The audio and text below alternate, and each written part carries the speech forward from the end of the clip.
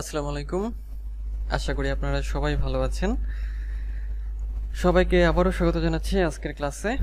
আমরা ধারাবাহিকভাবে of page এসইওটা শিখছিলাম এবং অফ পেজ এসইওর যে আপনার থিওরি আছে সেই থিওরিগুলো দেখছিলাম। তো আজকেও আমরা কিছুটা থিওরি দেখব। থিওরি দেখার পরে থিওরি যদি আমাদের শেষ হয়ে যায় তাহলে আমরা প্র্যাকটিক্যালে চলে যাব। তো শুরু করব মূল আলোচনা। তার আগে ছোট একটি অনুরোধ, যদি আপনি আমার চ্যানেলের নতুন হয়ে থাকেন তাহলে আমার চ্যানেলটি সাবস্ক্রাইব করতে ভুলবেন না, আর যদি অলরেডি সাবস্ক্রাইব করে থাকেন তাহলে আপনাকে অসংখ্য ধন্যবাদ। তো অফ পেজ এসইওর আগের ক্লাসগুলো যদি আপনি এখনও না দেখে থাকেন তাহলে বলবো যে আমার চ্যানেলের যে অফ পেজ এসইওর যে প্লেলিস্ট আছে সেখান থেকে অবশ্যই দেখে আসবেন, তাহলে আপনার এই ক্লাসগুলো বুঝতে অনেক সুবিধা হবে এবং প্র্যাকটিক্যাল করতে গেলে একেবারেই পানির মতো সোজা মনে হবে। তো গত ক্লাসে আমি ব্যাকলিংকের স্টেপস বলেছিলাম, অর্থাৎ স্টেপস অফ ব্যাকলিংক এটা বলেছিলাম। আজকে যেটা দেখব যে ব্যাকলিংক করতে আসলে কি কি জিনিস লাগবে, যেমন ব্যাকলিংক করতে কি কি লাগে। আচ্ছা, আমরা তো স্টেপস দেখেছি। আচ্ছা, এখন ব্যাকলিংক করতে কি লাগবে, যেমন দেখেন ব্যাকলিংক করতে লাগে আর্টিকেল লাগবে, ইমেজ লাগবে, টাইটেল লাগবে, কিওয়ার্ড লাগবে এবং লিংক লাগবে। এখন আপনি বলতে পারেন যে আমি এগুলা কোথায় পাবো, তাই না? আচ্ছা, ব্যাকলিংক করতে যা লাগবে এটা আপনি পাবেন আপনার বায়ারের কাছ থেকে বা আপনার ক্লায়েন্টের কাছ থেকে। সে আপনাকে আর্টিকেল দিয়ে দিবে, সে আপনাকে ইমেজ দিয়ে দিবে, টাইটেল দিয়ে দিবে, কিওয়ার্ড দিয়ে দিবে, লিংক দিয়ে দেবে।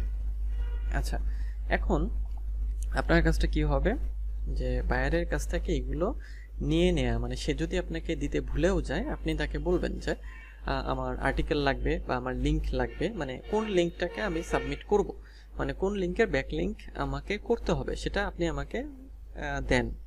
এইভাবে বায়ারকে আপনি বলবেন যে আমি তো ব্যাকলিংক করব কিন্তু লিংক লাগবে, আমার তো একটা টাইটেল লাগবে বা একটা ইমেজ লাগবে, তাই না? তো সেগুলো বায়ার আপনাকে প্রোভাইড করবে, আপনি জাস্ট সেগুলো নিয়ে কাজ করবেন। তাহলে আপনার চিন্তার কিছু নেই যে আপনার এত কিছু যে বললাম যে আর্টিকেল, ইমেজ, টাইটেল, কিওয়ার্ড এগুলো কোথায় পাবো আমি। জাস্ট এগুলো আপনি বায়ারের কাছ থেকে কিন্তু পেয়ে যাবেন। সে আপনাকে এগুলো দিয়ে বলবে যে হ্যাঁ আমি এগুলো দিলাম তোমাকে, এবার তুমি ব্যাকলিংক করতে থাকো বা ব্যাকলিংক করো, আমার এতগুলো ব্যাকলিংক দরকার, যে 50টা ব্যাকলিংক দরকার। ব্যাকলিংক কিন্তু ডিমান্ডেবল একটা কাজ। আপনি যদি 50টা ব্যাকলিংক করেন, 50টা ব্যাকলিংক করে আপনি কিন্তু $100-150 অনায়াসেই নিতে পারেন বা 200ও নিতে পারেন। এটা নির্ভর করে যে আপনি নর্মাল একটা প্যাকেজে তো কাজ করবেনই, তারপরেও বায়ারের সাথে যদি আপনি কমিউনিকেট করে আপনার যে প্রাইসিংটা সেটাকে বাড়িয়ে নিতে পারেন তাহলে কিন্তু আপনি ভালো ইনকাম সেখান থেকে করতে পারবেন। তো সেজন্য যে, এবং এটা একটা ডিমান্ড আছে, কারণ কি, কারণ ব্যাকলিংক যত বেশি করা হয় ওই ওয়েবসাইটটা তত বেশি পরিমাণে, সেই জন্যই ব্যাকলিংকের এত চাহিদা। তো এই জন্য ব্যাকলিংকের ক্ষেত্রে কি করতে হবে, আপনাদের যেটা করতে হবে যে বায়ারের কাছ থেকে শিওর হয়ে নিতে হবে যে এই জিনিসগুলো আপনি আমাকে দিচ্ছেন কিনা, এই জিনিসগুলো আপনি আমাকে দেন, আমার এই জিনিসগুলো কিন্তু খুবই দরকার। যেমন আর্টিকেল, ইমেজ, টাইটেল, কিওয়ার্ড এবং লিংক, এই জিনিসগুলো না হলে আমি ব্যাকলিংক করতে পারছি না। তো এই জন্যই যখন আপনি ক্লায়েন্টের সাথে কথা বলবেন, সে যখন আপনাকে ব্যাকলিংক করতে বলবে আপনি জিজ্ঞেস করবেন আপনার কয়টা ব্যাকলিংক লাগবে এবং আপনি যে ব্যাকলিংক করতে বলছেন তার কিছু ম্যাটেরিয়ালস দেন আমাকে, আর্টিকেল দেন, ইমেজ দেন, হ্যাঁ, লিংক দেন, এগুলো আমাকে দেন। এগুলো কিন্তু অবশ্যই আপনি চেয়ে নেবেন। যদি না দিয়ে থাকে আপনি কিন্তু সমস্যায় পড়ে যাবেন, যে তখন আপনি পাবেন কোথায়, লিংক পাবেন না বা লিংক নাই, ইমেজ নাই, আর্টিকেল নাই, তো কিভাবে করবেন? তাই এটা কখনোই ভুল করবেন না, অবশ্যই বায়ারের কাছ থেকে চেয়ে নেবেন। তাহলে দেখেন যে আমরা কিন্তু খুব থিওরিটা খুব আস্তে আস্তে এবং আশা করি আপনাদের থিওরিটা এখন অনেক পানির মতো সোজা হয়ে গেছে।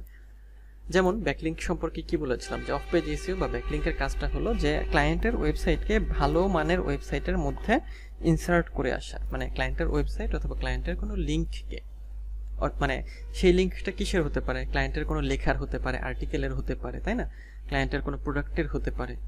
সেই লিঙ্কগুলোকে ভালো মানের website, domain authority, high DA ওয়েবসাইটে, যে ওয়েবসাইটে ডি এর মান বেশি সেই ওয়েবসাইটে দিয়ে আসে। যেমন এই যে ডোমেইন অথরিটি আমি বলেছিলাম যে ওয়েবসাইটের ডিএ যত বেশি হবে সেই ওয়েবসাইটটা তত বেশি ভালো। এবং ডোমেইন অথরিটি আপনারা কি করে চেক করতে পারেন, এই যে মজবার দিয়ে চেক করতে পারেন, যেটা আমি আপনাদের ইনস্টল করে দেখিয়েছি, আমার আগের ক্লাসগুলোতে পাবেন। যদি না দেখে থাকেন তাহলে অবশ্যই দেখে আসবেন, তাহলে বুঝতে অনেক সুবিধা হবে।